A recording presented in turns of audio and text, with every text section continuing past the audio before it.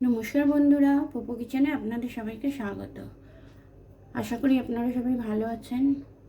আবার আমি চলে এলাম একটা রেসিপি নিয়ে। তো আজকে আমি বানাবো চিকেন কিমা আর কড়াইশুঁটি দিয়ে একটা রেসিপি। তো এখানে আমি একটা কড়াই বসিয়ে দিয়েছি। এবার কড়াইতে আমি দিয়ে দিচ্ছি তেল।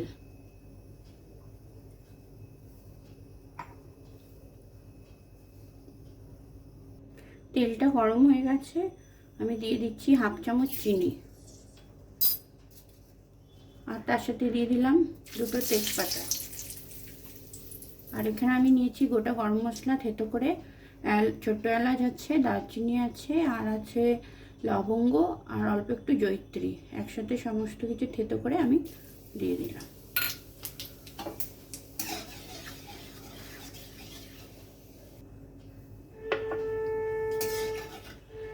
এবার আমি দিয়ে দেব পেঁয়াজ বাটা।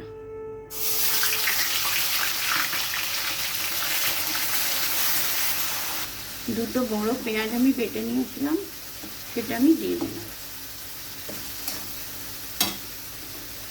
এখানে আমি এবার দিয়ে দেব, পেঁয়াজটা একটু ভাজা ভাজা হয়ে গেছে, এবার আমি দিয়ে দিচ্ছি আদা রসুন বাটা।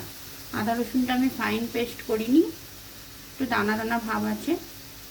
দিয়ে দিলাম আমি আদা রসুন। আবার আমি ভালোভাবে নেড়ে নেব মশলাটা। আদা রসুন পেঁয়াজটা একটু ভাজা ভাজা হয়ে গেছে, কাঁচা গন্ধও চলে গেছে। এবার আমি দিয়ে দিচ্ছি হাফ চামচ হলুদ,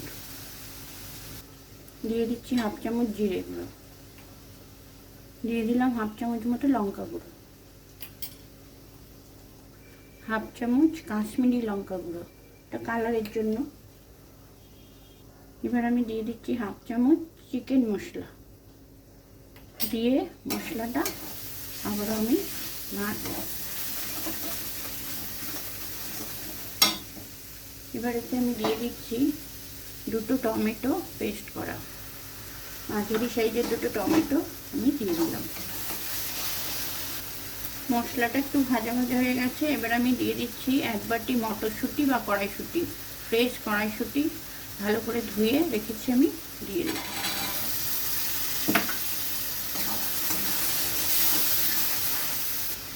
কিছুক্ষণ মশলাটা নাড়াচাড়া করে নিয়েছি, এবার আমি দিয়ে দিচ্ছি পরিমাণ মতো লবণ।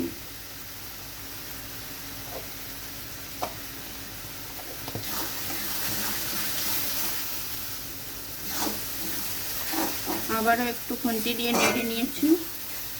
নেড়ে নিয়ে এবার আমি দিয়ে দেব চিকেন কিমা। এখানে আমি এক বাটি চিকেন কিমা নিয়েছি, এটা দিয়ে দেব।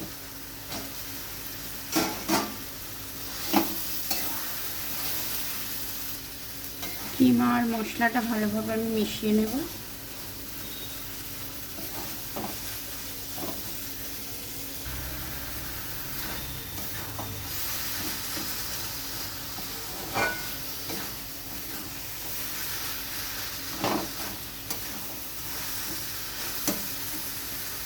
ভালো করে সমস্ত মশলা কিমা কষিয়ে নেব।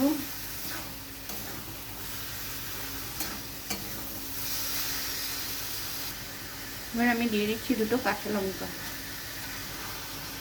সমস্ত উপকরণ ভালোভাবে কষিয়ে নিয়েছি। এবার দিয়ে দিচ্ছি এক বাটি জল, এখানে ছোট বাটি এক বাটি জল আমি দিয়ে দিলাম।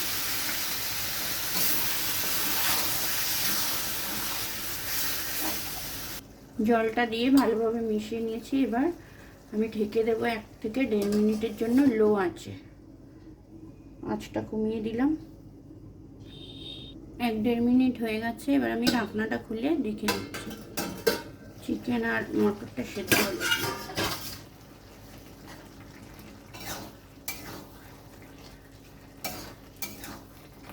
চিকেন তো সেদ্ধ হয়েই গেছে, আর মটরও সেদ্ধ হয়ে গেছে। এবার আমি দিয়ে দিচ্ছি সামান্য একটু গরম মশলা গুঁড়ো, একদম অল্প।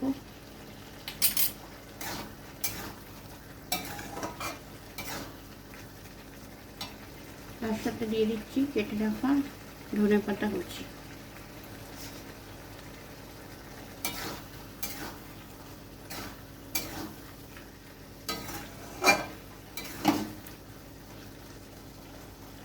তো বন্ধুরা, তৈরি হয়ে গেল কিমা মাটার গ্রেভি গরম গরম রুটি পরোটার সঙ্গে পরিবেশনের জন্য একদম রেডি। এবার গ্যাসটা অফ করে আমি এটা নামিয়ে নেব।